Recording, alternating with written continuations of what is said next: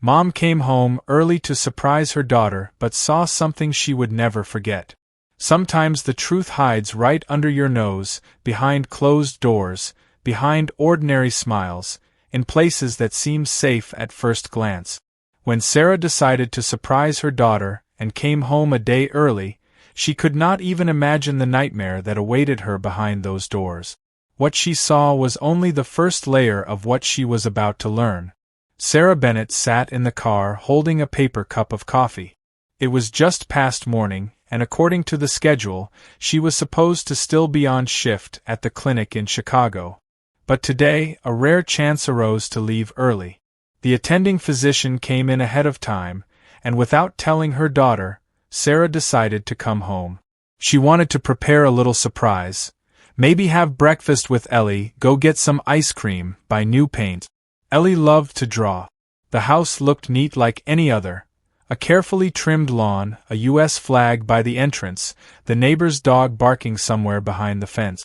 Sarah inserted the key into the lock and entered quietly. She called Ellie but received no answer.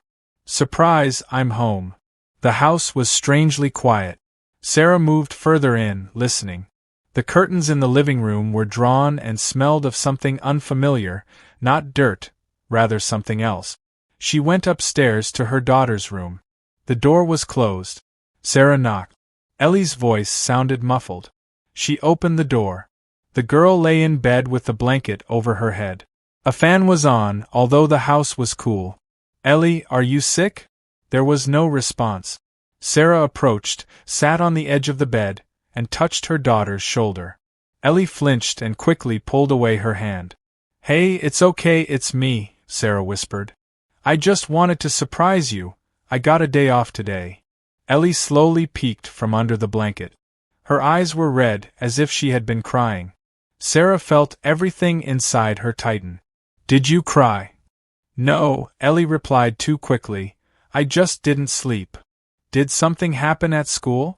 Any problems? Sarah noticed that her daughter was holding her hand unnaturally, as if hiding it.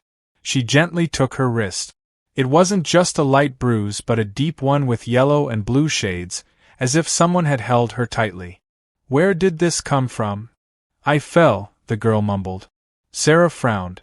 She knew her daughter well. Ellie was never the type to fall or get bruises.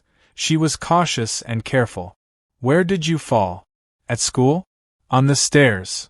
Sarah froze for a second. Something didn't add up. Ellie's expression was not just scared but deeply terrified. Sarah pressed her palm to her daughter's forehead. Your temperature is normal. Ellie, look at me. She slowly lifted her eyes. Did someone hurt you? There was a long silence. Ellie nodded slightly, almost imperceptibly. Sarah's heart raced. She tried not to show it, not to scare her. Another nod, but this time it was negative. Sarah felt her breath catch. Dozens of possibilities flashed through her mind. Can you tell me who it is? No, Ellie whispered, then quickly added, please don't make me. He said if I tell, he'll do something to you. Sarah felt her head buzzing. Who is he? She held her daughter close, feeling her tremble. No one will hurt me, understand? I will protect you. Ellie stayed silent, trembling as if under an electric shock beneath the sheet. Sarah went down to the kitchen, her hands shaking. She poured herself some water, sat at the table, and thought about who she could suspect. Was there someone in their environment who caused even the slightest doubt? She remembered Josh, a neighbor from the other side of the street, an old family friend, a widower. He helped around the house, fixed the faucet, installed shelves, sometimes picked Ellie up from school when Sarah was on duty. He always smiled politely. He was too convenient. And then, one episode popped up in Sarah's mind. A few weeks ago, she had entered Ellie's room, and the girl quickly hid something on her tablet screen. She didn't think much of it then, but later her daughter asked several times not to leave her alone at home. Sarah took out her phone and dialed Mark Stevens, a police officer she knew. They had been friends since college, and he always said, "If you feel something's wrong, better to be safe than sorry." Mark answered. "Hi, I need help." Something very serious, just between us. He didn't ask extra questions and said he'd be there in half an hour. Sarah went upstairs. Ellie was asleep. Tear marks were visible on her face, and even in sleep, her lips were pressed tight as if expecting a blow. Sarah sat beside her and stroked her hair. She didn't know all the details but felt a truth more terrifying than she was ready to imagine. She swore that whoever it was, he would never harm her child again, and if the system couldn't stop him, she would do it herself. Sarah couldn't sleep after Ellie's revelations. Everything inside was turned upside down. Her daughter lived in fear every day, every night, and she hadn't noticed or heard anything, though she was nearby. And yet she had been blind. The next morning Sarah went out to the garden to talk to Mark. He arrived as a civilian, without uniform, not wanting to scare Ellie. Sarah told him the little she managed to understand. An adult man, possibly already in their home environment, whom Ellie was afraid to name, saying he threatened to harm her. Mark listened quietly. "Do you have a suspicion?" he finally asked. Sarah hesitated but still answered, "Josh Hayden. Our neighbor. You know him, he was often here helping. When I was on duty, polite, staying clear of the line. I remember that guy. There was a strange episode a few years ago, a complaint from a family in another district, but it never went to court. The girl's mother withdrew the claims, and everything was closed officially for lack of evidence. Officially clean, unofficially suspicious. Do you think he could be involved? I think we need to be very careful and start collecting any kind of evidence." In the evening, Sarah entered Ellie's room. The girl was sitting on the floor next to a box of drawings, flipping through them silently as if searching for something. Sarah sat down next to her. "Ellie, I know this is hard, but we need to understand who it is. I need to know who to be afraid of." Her voice was as quiet as the rustling of paper. "He won't find out. I won't tell anyone your name, and you can only talk to me when you're ready. But the longer we stay silent, the longer he remains free, and he should not be free. Do you understand?" Ellie nodded and whispered something inside herself. "It's Josh. He started with compliments, then began coming when you weren't home. He said if I tell you, you'll die. He knows how." Sarah felt like she was punched in the gut. She barely held back from jumping up and running straight to his house. "Has he ever touched you?" The girl nodded again. Sarah covered her hand with hers. They sat like that for a long time in silence. That night, Sarah reviewed footage from the perimeter cameras of the house. Most shots were empty: dogs, kids, couriers. But over the past week, there were 3 episodes clearly showing Josh approaching the house late at night. He doesn't ring the doorbell, just stands at the door, once walking around the house and appearing at the back entrance, leaving minutes later. Sarah saved those clips and sent them to Mark. An hour later, he called back. "It's not enough yet for an arrest or to open a case. I'll start with a report. Mark the videos as suspicious behavior. What else can you do? I'll try to get a warrant for his phone or laptop. If we find anything, it will be serious. He knows we suspect something, even if not yet concrete. People like him sense danger. Soon he'll panic, might try to hide, change his behavior. You need to be on guard and don't leave her alone." The next day, Ellie didn't go to school. Sarah called the office and took the day off. They spent the whole day at home, making pancakes, watching old cartoons, chatting about trivial things. Sarah tried to create a sense of safety, although inside everything was boiling. Sarah looked at Ellie's tablet with permission. The girl said, "You can look, there's a message. I didn't delete everything." Sarah opened the chat. Much was erased, but a few fragments remained from an anonymous account. The phrases were cautious but all the more frightening. "You don't want Mom to get hurt, right? No one will believe a child, they'll say you made it all up. If you stay silent, everything will be fine. We're friends." Screenshots were sent to Mark. He confirmed by IP they could try to identify the sender, especially if linked to his main account. "We're close," he said, "but don't rush. If we hurry, the lawyer will get the case dismissed. Your task now is to keep stability. Protect her. Don't let him know we're building a case." Sarah nodded, but inside her rage was boiling. If the police couldn't stop him, she would do it herself. 2 days later, Sarah sat in the police station interview room. Next to her were Mark and a woman detective specializing in juvenile cases, Lieutenant Harper. Ellie had not yet been brought in. Sarah insisted her daughter be questioned only in the presence of a child psychologist and only if absolutely necessary. On the table lay a flash drive with videos, chat screenshots, and a medical exam report conducted by a trusted private clinic doctor. Everything was done by the book. Marks on the body, condition description, psychiatrist's conclusion, trauma, anxiety, signs of systematic intimidation. Harper reviewed the material silently, making notes only. "Do you understand?" she finally said. "If we're wrong, if it turns out to be a misunderstanding, we could ruin a man's life." Sarah straightened up sharply. "And if we're not wrong? If we do nothing and he harms someone else or returns to my daughter?" Harper looked at her directly. "That's exactly why I do this work. But we have to follow protocol strictly." Mark intervened. "Suspicious actions, video, indirect evidence. That's enough to start surveillance, request a warrant for electronic devices, and question him as a witness for now." Harper nodded. "We'll start with that, but be prepared. This could take time." Sarah returned home late in the evening. Ellie was already asleep. She quietly entered her room to check if everything was all right. On the windowsill was a night lamp shaped like a fox, Ellie's favorite. Near the pillow, everything seemed normal for a moment, but only for a moment. Sarah didn't sleep almost all night. Every sound seemed suspicious. She held her phone and the alarm remote in her hands. By early morning, she finally dozed off on the couch with her clothes on. A call woke her up.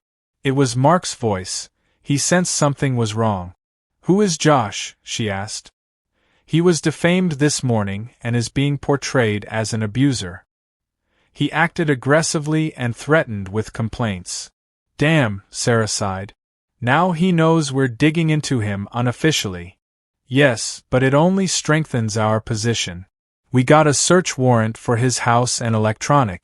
Tomorrow morning we'll go with the warrant. The main thing is to get through the night."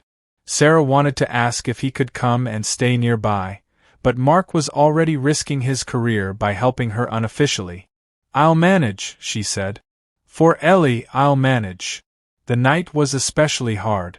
At first, Sarah heard a floorboard creak in the hallway, then a shadow flickered outside the windows. The alarm and cameras were silent. She checked everything, nothing. But the feeling of unease didn't go away. Near midnight, someone knocked on the kitchen window. Sarah cautiously approached holding a kitchen knife and peeked out. It was him. He said he would arrive in 20 minutes and ordered to barricade the doors and not open to anyone. When he arrived, they searched the yard but found no traces. Sarah was sure it was him testing their readiness. The next morning, the police came to Josh with a warrant. Sarah didn't see the arrest, but Mark called right away. Josh was taken without resistance.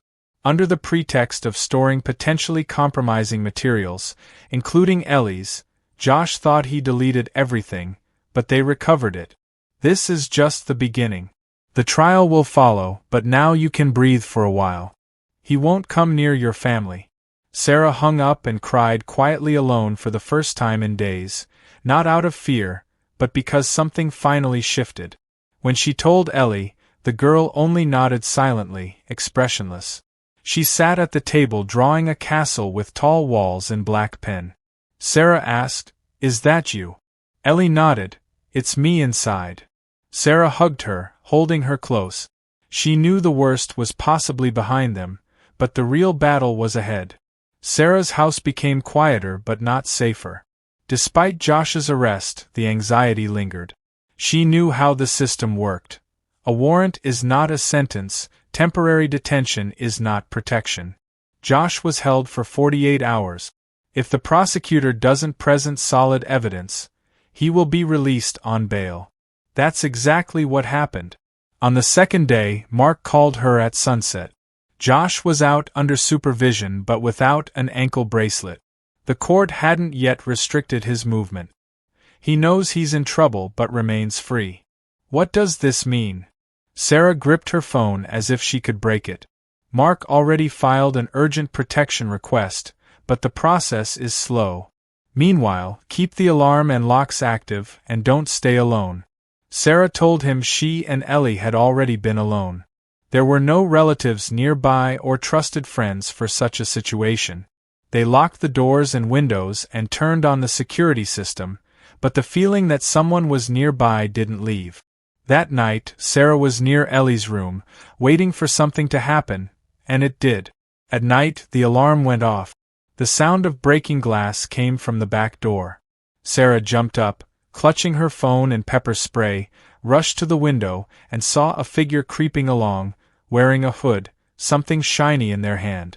She dashed to Ellie's room, locked the door, and called Mark. He's in the house. I'm leaving. Police are on their way. Sarah held Ellie close, whispering, We're not alone. Slow footsteps came from behind the door. A knock on the wall, the click of a lock downstairs, and a voice. Sarah, open up. I just want to talk. This is all a mistake. His voice was muffled and hollow, like from underwater. Sarah covered Ellie's ears with her hands. She was trembling, not from fear but tension. As footsteps climbed to the second floor, he said, I know you're there, and no one will help you. You shouldn't have interfered. We could have lived like before. He tried the locked door, then began to bang on it with his shoulder. Sarah raised the pepper spray with one hand and pressed the panic button on the alarm remote with the other. It was supposed to send a duplicate alert to the monitoring station. Back away from the door, Josh, she shouted. The police are on their way. He didn't respond. Then a sudden blow, silence for a moment, then the sound of shattering glass, something falling in the hallway, creaking footsteps running away downstairs. 40 seconds later, sirens wailed. Josh was caught on the lawn. He tried to flee through the neighbor's yard but was in shock. He had a knife and gloves on him. He shouted he just wanted to explain that it was all revenge, envy, that she ruined his life. He was taken to the station, this time charged with attempted illegal entry with a weapon, threats, and violating release conditions. This was no longer just psychological pressure. It was a real physical threat. Mark rushed into the house shortly after the police arrived. Everything was intact. He looked at Sarah and Ellie. Sarah nodded and hugged him tightly. The morning was spent at the station with questioning, signing documents, and protocols. Sarah felt like a machine, answering questions, signing papers, nodding. The only thing keeping her grounded was Ellie's hand gripping her fingers. By midday, they received official confirmation. Josh had been arrested. The court decided to keep him in custody until the investigation was over. We won the first battle, Mark said, but a long and painful process lies ahead. Are you ready? Sarah looked at Ellie, who was asleep with a relaxed face for the first time in many days. We are not ready, but we will fight, Sarah said. That evening they returned home. The house was empty but no longer felt so dangerous. Sarah knew she had protection now, but more than that, she had the will to protect herself. She couldn't restore what had been stolen from her daughter, but she could be there every day. Before bedtime, Ellie said for the first time in a long while, "Thank you for listening to me, Mom." 3 months passed and Josh Hayden's court case was moving forward. Prosecutors had gathered enough evidence, and the judge denied bail. The case was transferred to the district court for a full hearing. Ellie didn't give direct testimony. The prosecutor insisted the questioning be done via video link with a psychologist present. Ellie was composed and answered questions despite her fear.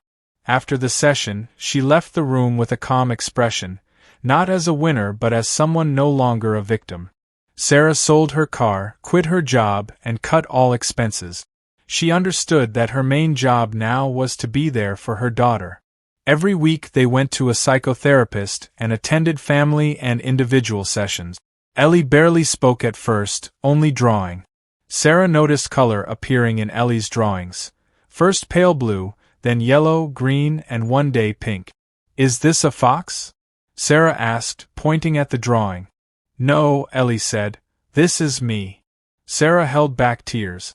Ellie initially studied remotely and then switched to part-time attendance, going to classes twice a week.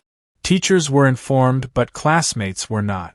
At first, Ellie kept to herself, but one day during literature class, when they discussed where monsters live, Ellie raised her hand and said sometimes the monster is not outside but nearby. No one understood what she meant, but after class, a girl approached her and simply said, "You're strong." That was the first step. Mark didn't disappear. He continued to help and be there, not as a cop but as a friend. He often picked them up on weekends, cooked burgers on the grill, and took them to the park. Sarah saw her daughter laugh for the first time in a long while, genuinely, without fear or a defensive mask. At that time, Sarah found a new purpose. She no longer wanted to return to the hospital. Her calling had changed. She began visiting support groups for mothers who had experienced similar trauma. After a few weeks, a woman approached her after a meeting and said, "The way you tell your story, it's like you're telling mine. Thank you." That's how the Safe House project began, a small non-profit initiative Sarah launched with 2 other women. They helped mothers and children, held meetings, visited schools, and taught how to recognize warning signs. Mark brought in his colleagues, lawyers, and volunteers. Soon, they were talked about even in the city news blog. In the spring, Ellie came to Sarah with a request. "I want to go back to school full-time and join the art club." Sarah didn't answer immediately. Her heart was filled with both joy and worry. Then she nodded, "Of course, but only if you're ready." Ellie said she was. At a school exhibition, Ellie's work won 3rd place. It showed a girl standing on the edge, and behind her, a huge, almost transparent figure of a woman like a shadow. In the corner was the inscription, "Mom, my shield." Sarah held the diploma and couldn't stop crying. While the process went on and Josh was in custody, life was slowly getting back to normal. Sarah understood that the main evil doesn't disappear even if it's punished. It may take other forms, other faces. But now she knew how to recognize it. Most importantly, she was no longer alone. Her daughter was near, friends were near, and she could now help others. One day, Ellie passed by Sarah and said, "I love our home again." Sarah understood. This is not the end, it's the beginning.